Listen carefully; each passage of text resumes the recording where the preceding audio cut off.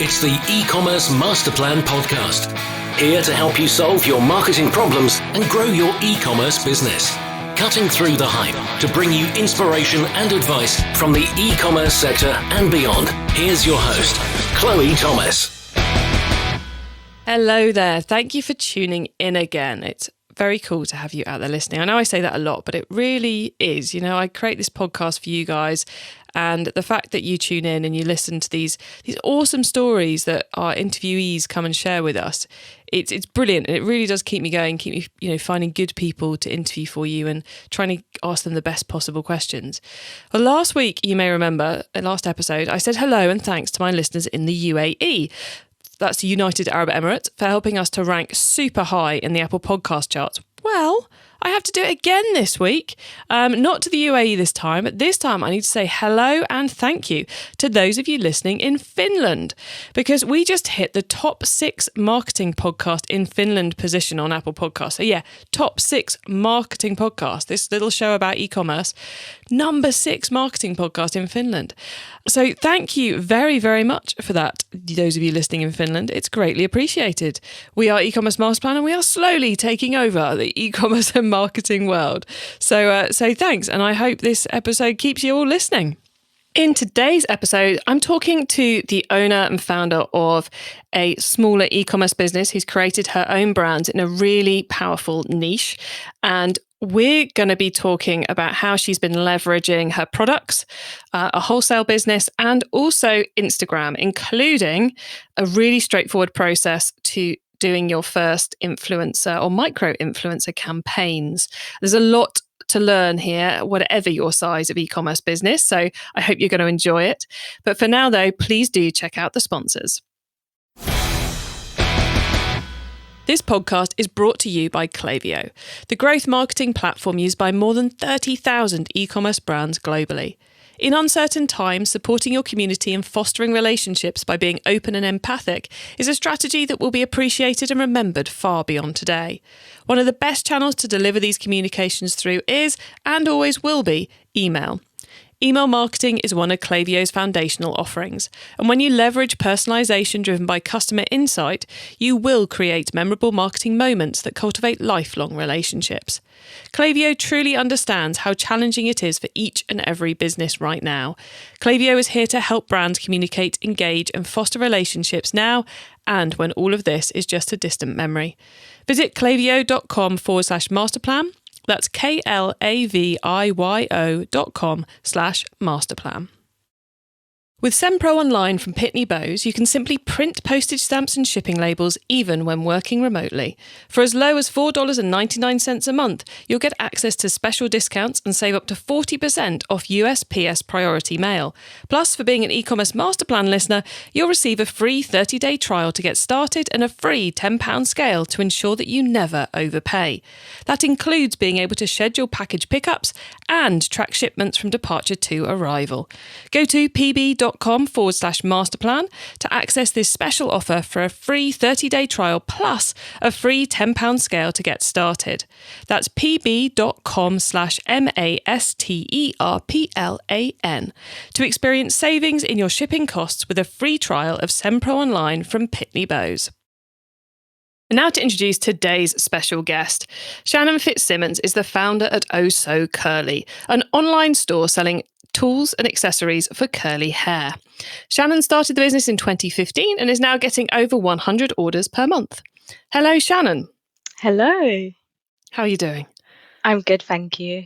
Excellent. Well, I'm excited to be chatting with you because I know we're going to be talking about some awesome topics very, very soon. But before we get into that, how did you get involved in e-commerce?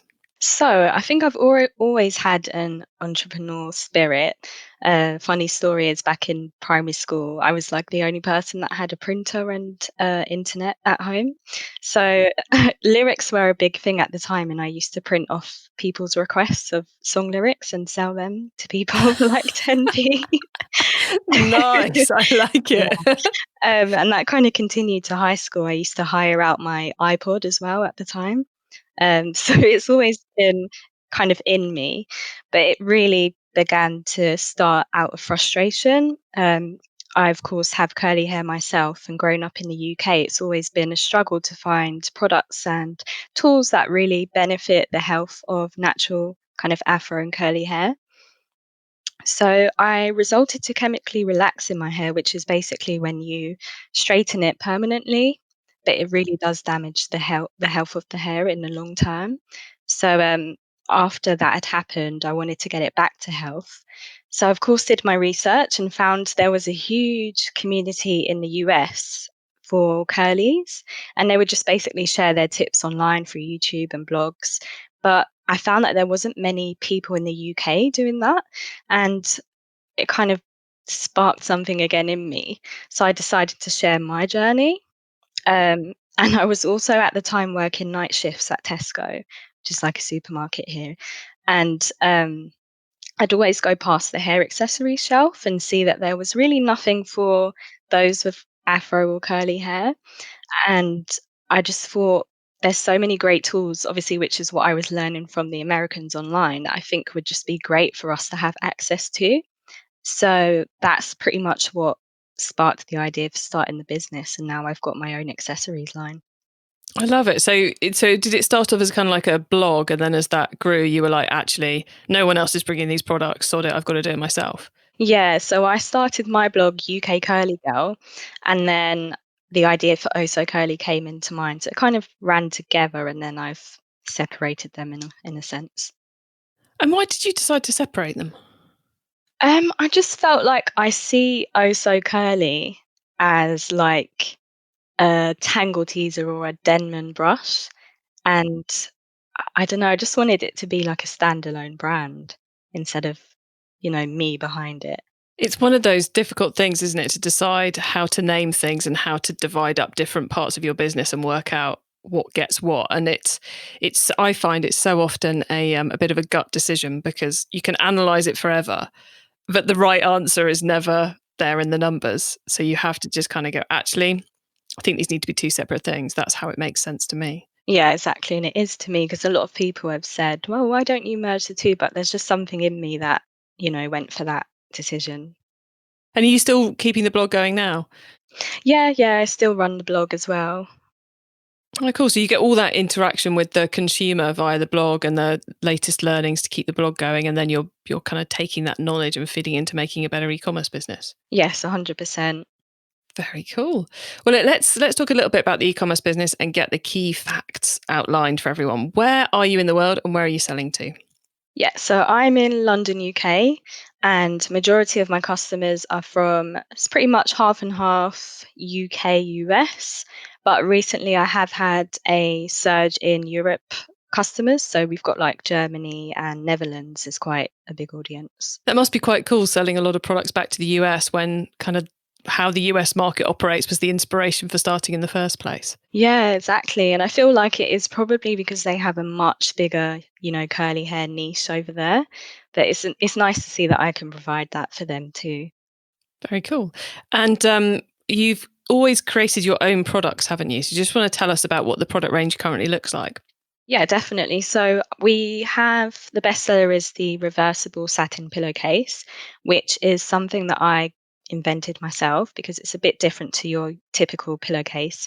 It has elastic around the rim, so you pretty much stretch it around your pillow.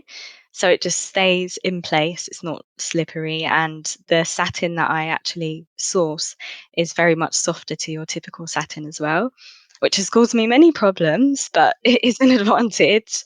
And we also have satin bonnets as well, which are like hats that you wear when you sleep. We've got spray bottles, shampoo brushes, and scrunchies as well. Very cool. And the platform you're selling on, are you a Shopify, Magento, or something else?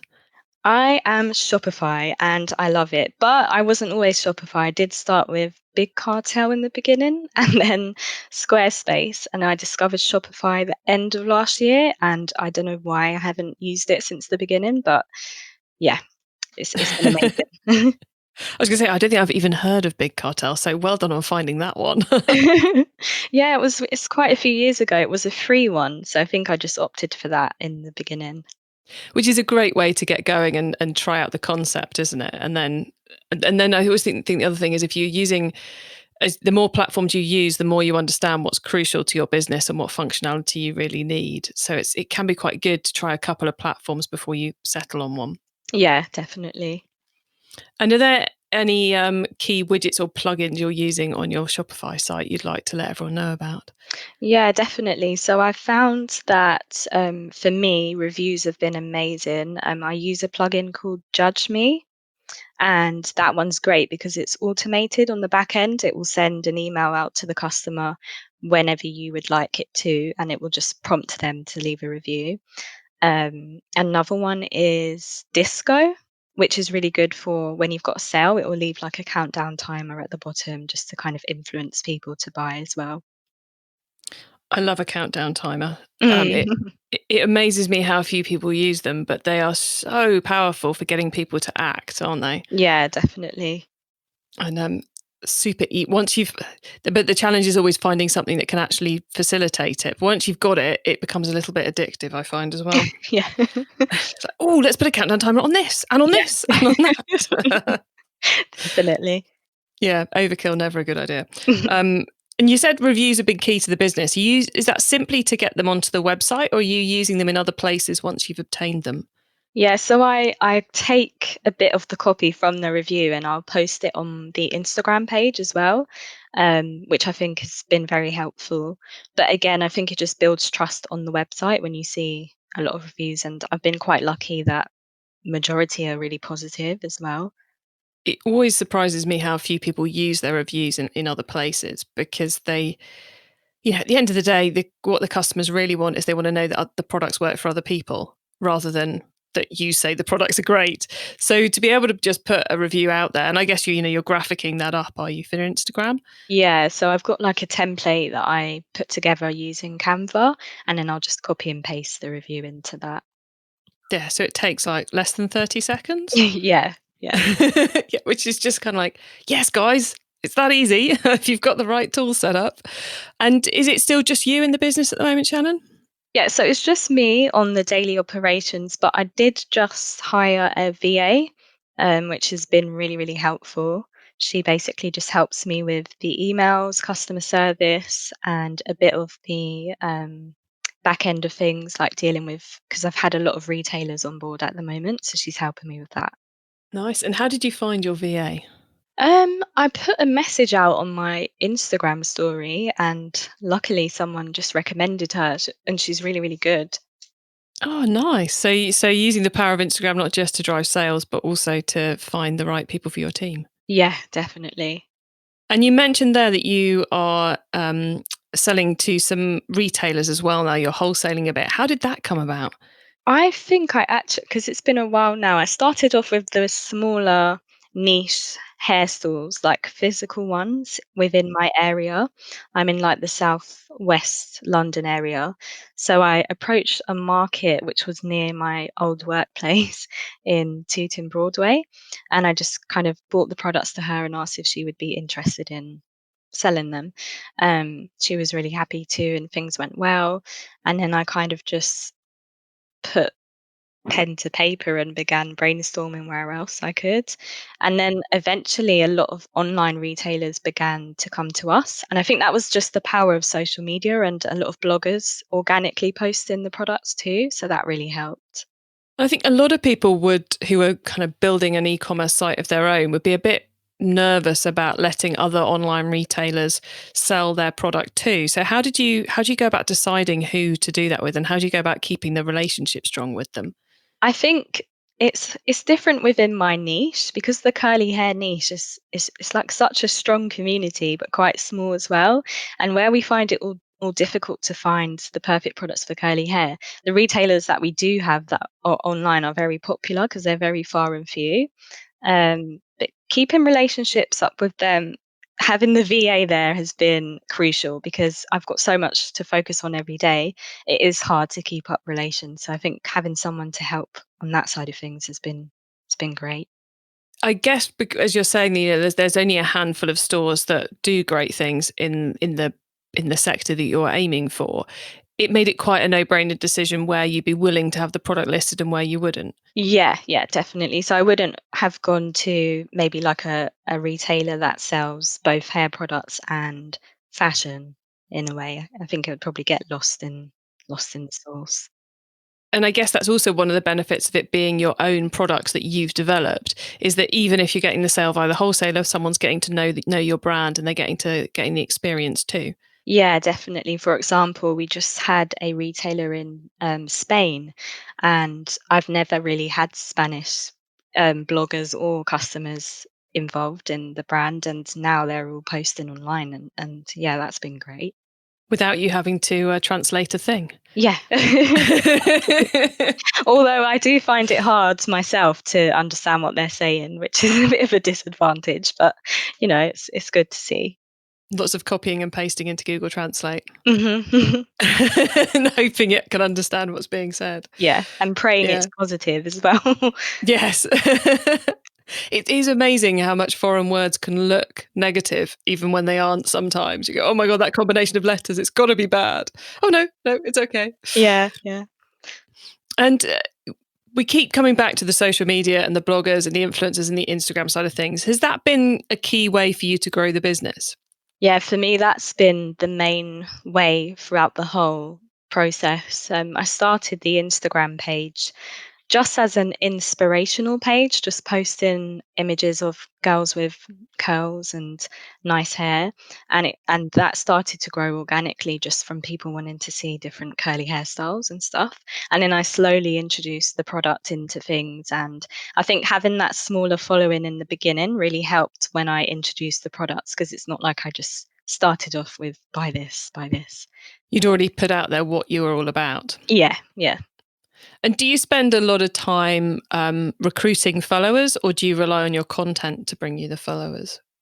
I think I rely on my content really.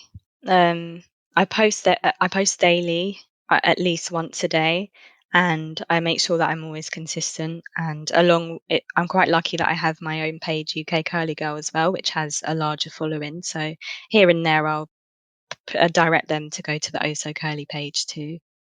So you trade between the blog and the e-commerce accounts, basically, a little bit. Yeah, just a little bit. For the past year, I got out of that fear of wanting to self promote, and it's worked well. So yeah. It's that moment where you realise you've promoted someone else's product 5 times and haven't promoted your own. It's like, Yeah, and it's something I'm still learning. It feels more natural to promote someone else's product instead of my own. So yeah.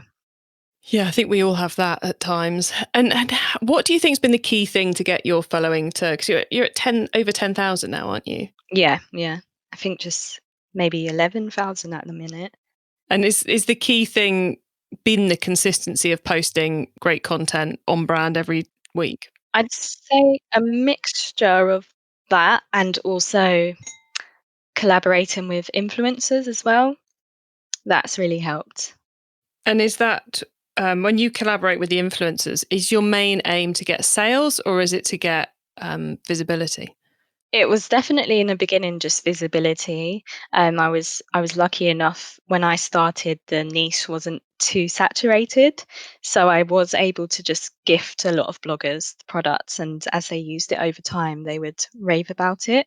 Um, Now I think I'm focused on trying to get more sales through influencer marketing. So say, for example, at the moment I'm trying to do like an influencer campaign. So that's like actually paying the influencers and putting the brief together and making sure everything's, signed off, and they'll post at a certain time. Um, so yeah, now it's more focused on sales. Before it was just to get the brand out there. It's easy to underestimate the amount of work it actually takes to do an influencer campaign, isn't it? Because I think the popular view in the media is you give someone a wad of cash and hey, all the money falls from the sky. And it's like, Yeah. actually, there's a shed load of work to do. So what's been your process of building that campaign, if you're happy to share? Yeah, no, definitely. I think I've kind of learnt from past mistakes, just and I get it as well, which is interesting because I'm a blogger myself. I get both sides of the business. But I think a lot of the time when you do gift bloggers, they can take a long time to even post. And you may find, to all the business owners out there, do not get offended. It can just be a lot of work to even put a post together. So I understand that side of it. But for this influencer campaign, I've done a lot of work. So I put together like a spreadsheet and kind of evaluated everyone's engagement. I'm really looking into more micro influencers than ones of a larger following at the moment. I'd put together like a brief email just reaching out to the blogger and asking if they'd be interested in working, and then just getting their responses through and getting their pricing as well, and then just deciding who would be best to invest in and what the return would be. So it's a lot to think about because it is a bit of a risk when you're actually paying someone, and it's like, what if I don't get sales in return? So you've got to kind of weigh up, everything. Yeah, and it's I like the point you make about, when you're just gifting people things, it can take a long time for it to come through. Whereas when you're actually getting involved in proper, in inverted commas, influencer marketing, then you're in control and you're able to say it's going to happen here. So you're going to get that return on investment that bit quicker. Which I think is something people often miss out on, is the fact, well, actually, if you want the control and you want the sales now, then you do have to invest a bit, both in terms of time and working with the right person and in terms of cold, hard cash. So your process was that you went out and you looked at, and you found Instagram accounts and then did some analysis on them of how powerful they were, not just, oh, we've got 20,000 followers, but do people actually interact? Yeah. Yeah, because you can get a blogger that has a large following and then you get really nothing from it because they're so used to them posting brands all the time. You kind of lose trust in the blogger. Whereas the niche, smaller bloggers, they've got such a strong community that will really listen and believe in everything that they post. So it's good to aim for those kind of influencers. And then how many do you reckon you've contacted compared to the number you'll actually be working with? So I'd say maybe a list of about 50. And I've contacted them all, but then I guess it's the pricing, whether it's within budget, and then I've chosen about 5 that I want to do within 1 month and see how it goes from there. Nice. I think that may have come as a bit of a shock to some people out there that you contacted 50 people in order to find 5 to work with. Yes, everyone, this is not a quick and easy thing to do. No, not at all. Yeah, but it has to be done as well because you can't just. It kind of is. I was thinking the other day, it's like betting. You are kind of like just betting on someone because you really don't know what the return is. That's why it's important to really try and analyze and um, get a good rapport with them also. Well, that's the thing as well. I like that you said that, your first email was, would you like to work together? Not, I'm doing this big campaign. I want you to do this and I'm willing to pay that. Not that dictative method that a lot of people, the dictatorial even method that a lot of people use, but let's approach this as partners because, I think that's one of the things which sometimes gets missed off is the fact actually you want it to work for both of you because if you build a relationship with someone and you know that every time they post, they're going to drive you X number of orders, then you want to be working with them for a couple of years. Yeah. And I've found those kind of relationships the best ones because eventually they will just post organically because they want to post and they enjoy the product and they love your brand. And so much more fun to work with as well. Yeah. Yeah. So much easier, more fun to work with if you get it right. But it does require all that analysis up front to work out who looks right, feels right, and has the numbers that stack it up. Yeah. And to find those numbers, were you literally going into their Instagram accounts and looking at results, or have you found a nice tool that can grab that for you? Yeah, so I was looking at results, but there is also a good tool within Instagram. So if you actually click on a account, and then there should be like a little arrow next to message, and then it will say suggested for you, and you can just swipe through, and it will have a list of related accounts to that one blogger. Which is quite good because then you can discover other bloggers within, say, the country that they're in, or the kind of brands that they post will probably be similar to the other bloggers under them. Well, yeah, that's brilliant, isn't it? Because like the tool which you're using to try and find people who are the right fit for your brand is telling you other people who have a similar fit. So Yeah, yeah. nice. And any tips on gathering the numbers? I just use Google Sheets and kind of just created my own little table. Nice. Yeah, Nice and simple. very I like basic. it. Yeah, but there's sometimes it's nice to go to the raw data, to literally log into Instagram and go, right, what happened on their last 5 posts? Yeah, yeah. And get that side of it, because then you really do get to grips with the nuts and bolts of what's happening. Whereas using a tool that starts aggregating it for you, you can lose a little bit of the finer finesse, I think. Yeah, definitely. And how have you found negotiating with those influencers? Has that been a fairly straightforward process or a challenging one?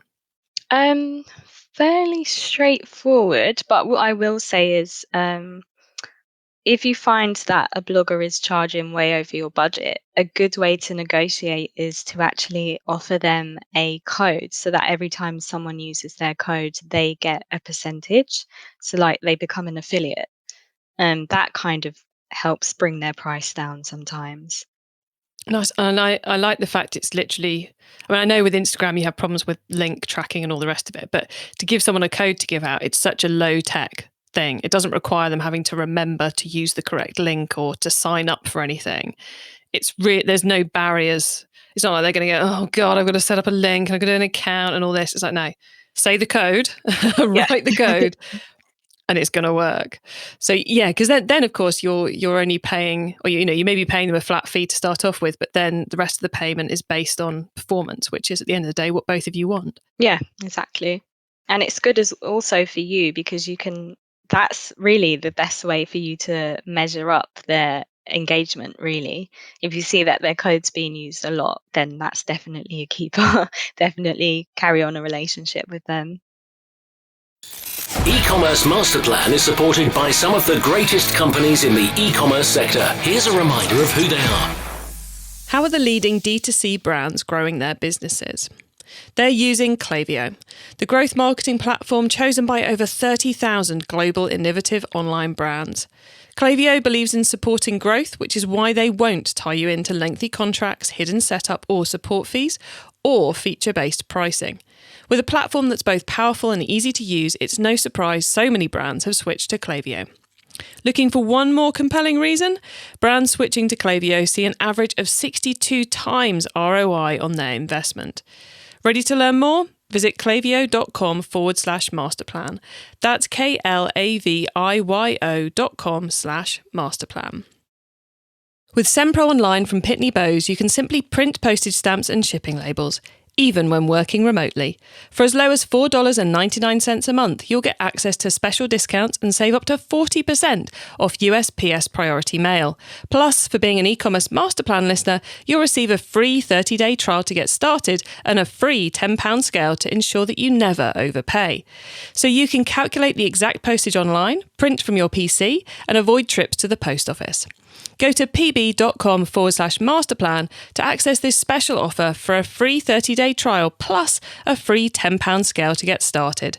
That's pb.com/masterplan to experience savings in your shipping costs with a free trial of SendPro Online from Pitney Bowes.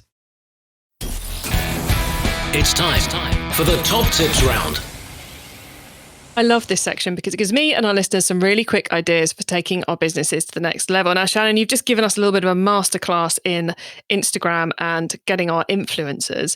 So you ready to share a few more top tips with the audience? Yes, let's go. Excellent. I'm glad you said that because otherwise the next bit was going to be awful. Okay, the book top tip. If everyone listening to this podcast agreed to take Friday off to read a book to make their business better, which book would you recommend? I've been waiting for this section. So I have found the book Profit First to be life-changing. That book completely transformed the way that I manage my finances with my business. And I just think it's life-changing. I'm going to completely second that. I think I read it maybe 2 or 3 years ago after being in business for 10 years. it is just radical. It's like, once you adopt that method, the world just becomes a better place. Honestly, it just makes everything so much easier. Yeah, and it's so simple too. Yeah, yeah. Yeah. Love profit first. Okay, Shannon, next up then, the traffic top tip. Which marketing method do you either prize above all others or think doesn't get the press it deserves? So obviously we've mentioned Instagram. That's definitely my favorite. But another one I'd like to mention is Pinterest. I have found that a lot of my sales come from Pinterest as well, which I hardly ever post on. But there's been one video that I did post on Pinterest and it went viral and it still does to this day get views. And I posted it like last year. But I think there's a big community on Pinterest that actually buy through pins. And I don't think a lot of people actually know that. No, and I think it doesn't get talked about a lot, Pinterest. And it's a special tool of all of its own, I think. But yeah, they are kind of prepping to shop whenever they're on there, which, yeah, good mention. Thank you for that one. The tool top tip, maybe a collaboration tool, a social media plugin, a phone app, or just a way of working. Is there a cool little tool you use that makes you and your team more efficient from day to day? Yeah, definitely. I've just been introduced to it from my virtual assistant, but it's a tool called Capsule CRM and it's free. It's like a platform where you can add all of your contacts that you message on email into this one place. Even say you've got, for me, I have retailers that I work with. It puts everyone in this one place. So everything's so much easier to manage. Whereas before I was writing down, message this person, email that person, everything goes into this one website and it will give you reminders and it just clears your brain. So that's been an amazing tool. And you're using that exclusively for the wholesalers, not for your e-commerce customers. So it's a separate tool. Yeah, you can include. I do include customers that we may have like they've got an issue with a product or they are trying to track down a delivery. So it's kind of become a bit of a customer service tool too then. Yeah, definitely. Nice. Okay. And the growth top tip. If you met someone today who's focused on growing their e-commerce business from 100 orders per month to 1,000, what would be your number one tip for them? So that's something that I'm trying to work on myself. So I would definitely say I think what's been working for me is definitely influencers. So I guess it's building on that and doing like a whole campaign, relevant bloggers, paying bloggers, and also video. I think is really important to have video content on social media too. Excellent. I love it. Shannon, thank you. You've given us so much good advice today, and hopefully we've inspired a few more people to go off and actually run a proper influencer marketing campaign and get their data in a row and get their communications right. So thank you very much for that. Before we say goodbye, could you please let the listeners know where they can find your business on the web and social media, please? Yeah, definitely. So you can find Oh So Curly on Instagram at Oh So Curly, and that's OSOCURLY. And then our store is www.ohsocurly.com. And if you're interested in my personal Instagram, that's also UK Curly Girl. Cool. And I believe for all our curly-haired listeners out there who are eager to give your pillow covers and all the rest of it a go, I believe you've got a code for them. Yes, so the code is Masterplan and you'll get 20% off your order. Very generous. Thank you very much. And Shannon, like I said, thank you so much for being on the podcast today. It's always nice to catch up with an actual listener and one who can share so much. So thank you. And thank you for having me. I've loved it. Thank you.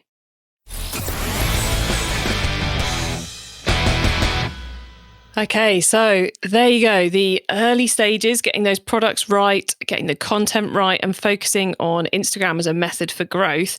Lots of tips from Shannon on that, plus that step-by-step process of getting your influencer marketing working properly in terms of looking at what the followings are, what the sort of things that people are posting, looking at the engagement levels. And you're going to look, Shannon said there were 50 people she contacted, 50 influencers she got in contact with to see if they wanted to work with her.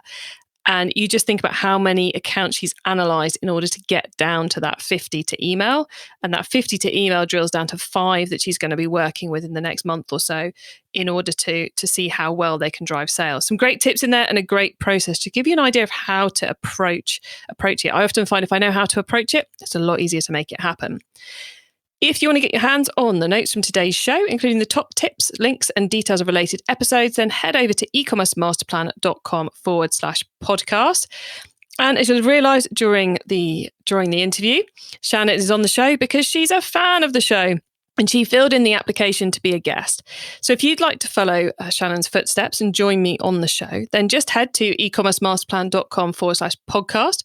And rather than clicking on the link to this episode, click on the link to become a guest. Fill in the short form, and you never know, I might be getting in contact with you. You may be here recording with me.